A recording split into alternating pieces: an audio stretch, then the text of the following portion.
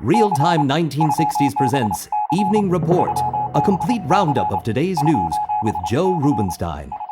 Good evening. In Washington, President Kennedy honors a hero doctor. In Georgia, the Justice Department backs Negro demonstrators. In Sweden, a Phoenix mother seeks an abortion. President Kennedy is serenaded, Elizabeth Duncan is executed, and Marilyn Monroe is laid to rest. Those are the headlines. The details after this message. Big on the inside, trim on the outside, low on the price side.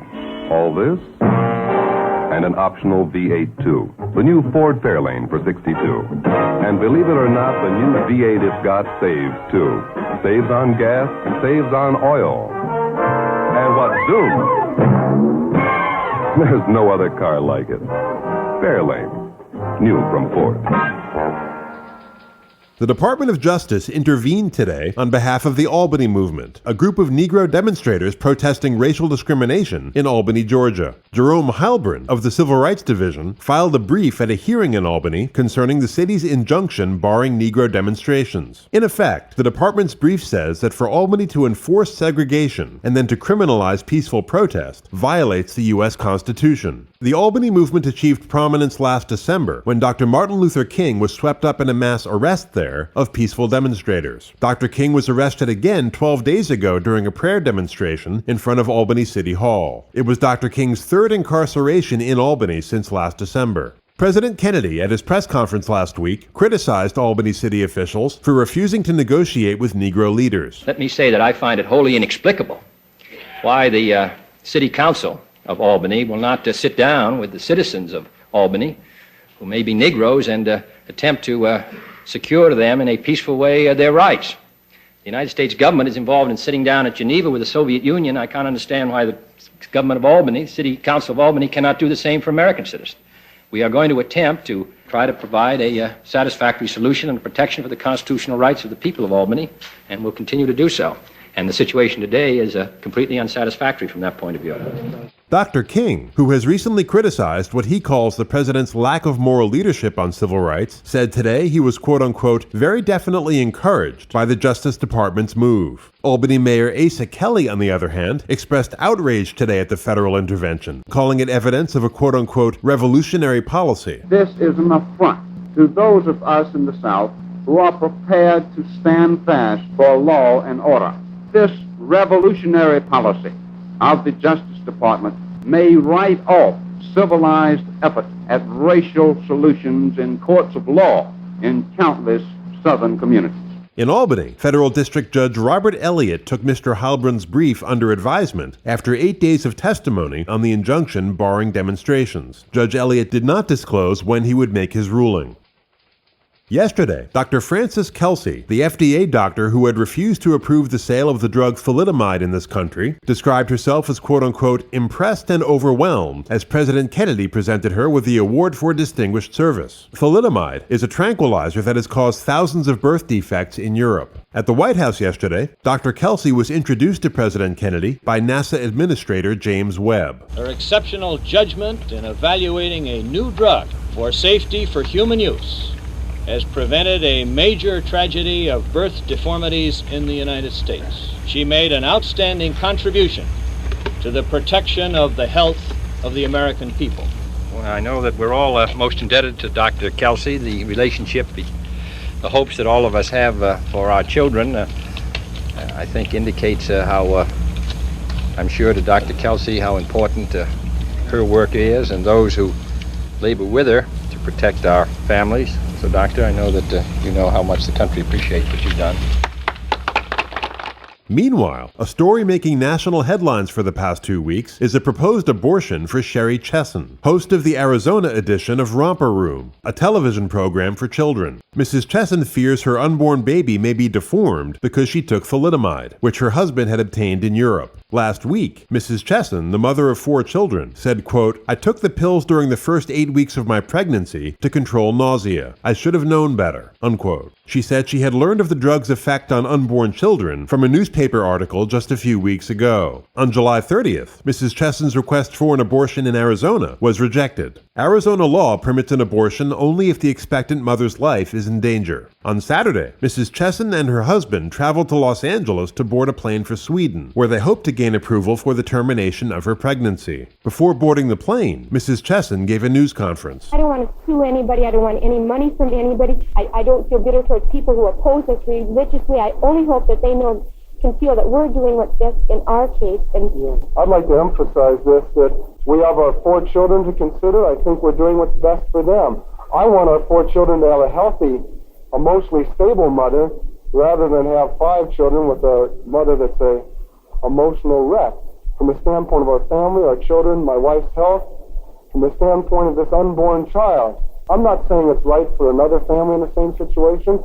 I respect other people's beliefs, religiously and morally. I can see why they might oppose this, and that's fine. They should, if that's the way to believe. But we're not deciding for them or for anybody else. We're deciding for ourselves, our family, and I think it's right for us. I'm not saying it's right for anyone else. As of this broadcast, the abortion has yet to be performed. In Stockholm yesterday, Mrs. Chesson received her first medical exam, and she will now begin 3 days of psychiatric tests. Swedish law differs from Arizona law in that abortions are permitted if the mother is in danger of mental disturbance. Public opinion in Sweden has been largely supportive of Mrs. Chesson's efforts, and sources indicate the abortion will likely be approved.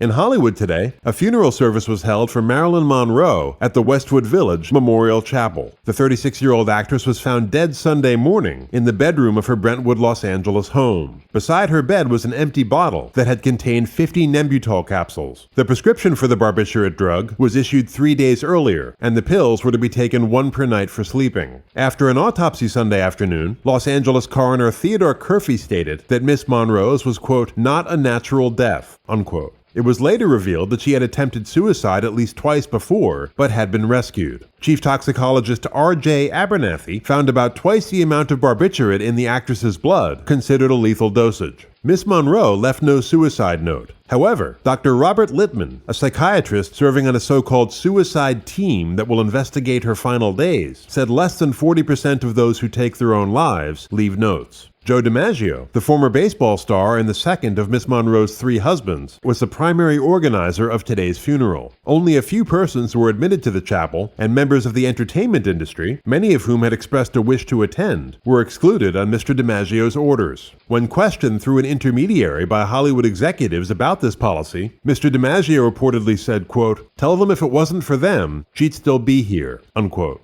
Actor studio director Lee Strasberg, who had befriended and coached Miss Monroe in recent years, broke into tears before delivering her eulogy. He then apologized and said, I know she would not want us to mourn, but grief is human, and words must be spoken. In her own lifetime, she created a myth of what a poor girl from a deprived background could attain. For the entire world, she became a symbol of the eternal feminine.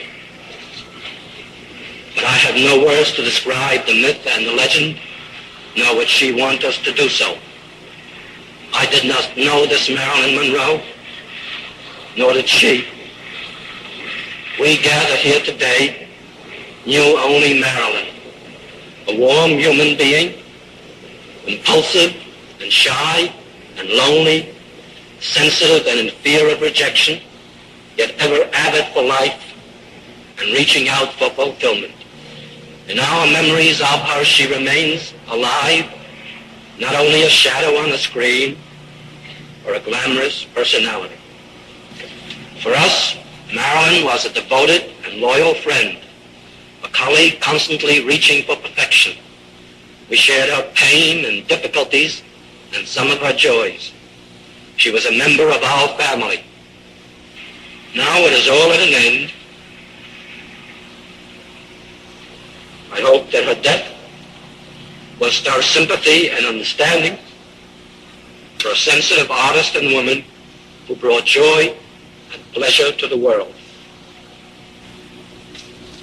I cannot say goodbye. Marilyn never liked goodbye. I will say au revoir for the country to which she has gone, we must all someday visit. I'll have more news for you after this message. I have note from you, teacher. Oh, what she say? She say, thank you for the Franco-American spaghetti. She like all our kind Franco-American spaghetti, each with its own special sauce. She say you are a very nice boy. Why you take, teacher, the spaghetti? It work better than apple. Very good. Try all 4 Franco-American spaghettis. Taste the difference great sauces make. Here again, Joe Rubenstein. 58-year-old Elizabeth Duncan, convicted in California 3 years ago of hiring 2 men to kill her daughter-in-law, was executed today in the gas chamber at San Quentin Prison. The killers she had hired, Augustino Baldonado and Luis Moya, were executed in the same chamber 3 hours later. During her trial, Mrs. Duncan admitted to having made her son Frank the sole focus of her life. In 1957, when Frank had threatened to move out of the apartment they shared, Mrs. Duncan took an overdose of pills. During her recovery, she was cared for by nurse Olga Kupchik. Her son then began dating Miss Kupchik and married her in June of 1958. In the weeks and months following the wedding, Mrs. Duncan commenced a campaign of harassment against her new daughter-in-law, and in November of 1958, Olga Duncan disappeared. A month later, her body was found in a shallow grave in Santa Barbara County, and the murder plot quickly unraveled. Mrs. Duncan, according to the confessions of Baldonado and Moya, had offered them $6,000 to murder Olga Duncan. The 2 men had then kidnapped and strangled the young nurse to death. She was 7 months pregnant at the time. At San Quentin this morning, 2 guards escorted Mrs. Duncan into the gas chamber at 10 a.m. The prisoner, walking steadily, her face betraying no emotion, sat down in one of the 2 chairs. The guards strapped down each of her arms, fastened a 3rd strap across her abdomen, then left the chamber. At 10:02, cyanide pellets were dropped through a pipe into a tank of sulfuric acid beneath Mrs. Duncan's chair. 2 minutes later, the releasing gas reached her nostrils. Mrs. Duncan's head rolled to her right shoulder, her breathing became labored, her face turned gray. Released of her willpower, Mrs. Duncan's body began its instinctive battle for survival. Her arms jerked against their restraints, her lungs gasped out for air, her body trembled, then convulsed. Her eyes, half closed to this point, flared wide open as her head finally fell back and stared lifelessly at the ceiling. At that moment, her son, Frank Duncan, was walking despondently down a street in San Francisco, his final plea for clemency having just been rejected by the U.S. Court of Appeals. Reporters, after informing him of his mother's death, asked if he had anything to say. He stared at them for a moment, then asked in response, "What would you say?" Mr. Duncan then went to San Quentin to claim his mother's body, which was taken to a San Francisco mortuary. An attendant there said funeral arrangements are pending. On the South Lawn of the White House Monday, President Kennedy praised members of the High School Symphony Orchestra of the National Music Camp of Interlochen, Michigan. The concert was the 4th in a series of musical events for young persons sponsored by First Lady Jacqueline Kennedy. Mrs. Kennedy was not able to attend Monday's performance as she was in Hyannisport, Massachusetts, preparing for a 2-week trip to Italy. I know that there is some feeling by Americans that the arts are developed in solitude, that they are developed by inspiration and by sudden fits of genius.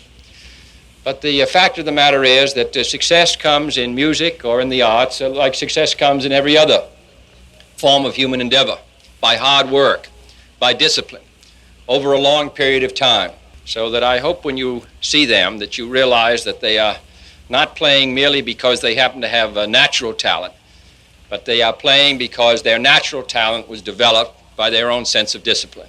Mr. Kennedy told the youngsters that symphonic music and other art forms are greatly appreciated across the nation. Last year, more Americans went to symphonies than went to baseball games.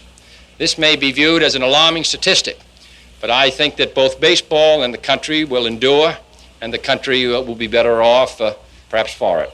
The president, speaking extemporaneously as he often does, made an erroneous statement. Symphony concerts, according to the American Symphony Orchestra League, attracted about 10 million Americans last year, while over 29 million persons attended major and minor league baseball games. Boys and girls, I have other responsibilities, but you certainly keep my door open. You're very welcome here, and I hope that all those who hear you and all those other millions who may know that you're here will be encouraged themselves. And people around the world will look to this country as a leader in artistic endeavor as well as in other endeavors. The president did keep his door open during the program, which included Tchaikovsky's Fourth Symphony, the overture to Richard Wagner's Tannhäuser, Johann Strauss's Emperor Waltz, and Stars and Stripes Forever by John Philip Sousa. Mr. Kennedy, an appreciator of music and other art forms, especially poetry, does not play a musical instrument. White House Press Secretary Pierre Salinger revealed today that the president did take piano lessons at the age of 8 or 9, but gave up on the advice of his teacher. Sports, right after this. This is Mitzi Gaynor. During wartime, quick, accurate information is vital to the public. Conelrad, radio broadcasts at 6:40 or 12:40, will be your only official means of information. In an attack, tune to 6:40 or 12:40 on your radio. The Los Angeles Dodgers solidified their National League lead tonight with a 3-1 victory over the Philadelphia Phillies at Dodger Stadium. At the same time, the San Francisco Giants dropped their contest at Candlestick Park to the last-placed New York Mets by a score of 5-2, dropping the San Franciscans 5.5 games behind Los Angeles. It is the largest lead any first-place Dodger team has enjoyed since the club's first championship season of 1955, when the team still played in Brooklyn. Tonight, the Dodgers managed only 4 hits off starter and loser Jack Hamilton, but 2 of those 4, a single by right fielder Frank Howard and a follow-up home run by catcher Johnny Roseboro, provided the winning margin. Roseboro, a 5-time All-Star, broke into the majors in 1957, serving as Roy Campanella's backup during the Dodgers' last year in Brooklyn. After Campanella had a car accident in 1958 that left him paralyzed, Roseboro was promoted to the starting position ahead of schedule. He has excelled ever since, playing a critical role in the Dodgers' 1959 championship and winning his first Gold Glove last year. In a recent interview, the catcher was asked what more he would like to achieve in his career. Well, I think I'd like to have a 300 year and possibly better my 25 home run output I had in the minors. I feel that I can do it, and when they get me out, I can't understand it because baseball isn't really that rough. It's just a matter of the batter making mistakes. The pitchers all throw the ball over the plate, so you should be able to hit that thing. In the American League, the first-place Yankees, who split a doubleheader today with the Orioles, maintain a 4.5-game lead over the Los Angeles Angels. The Minnesota Twins trail by 5.5. And that, for this evening, completes our look at the latest news on this Wednesday, August 8th, 1962. Thank you for joining us, and have a great day tomorrow. This has been your Evening Report, a roundup of the latest news with Joe Rubenstein.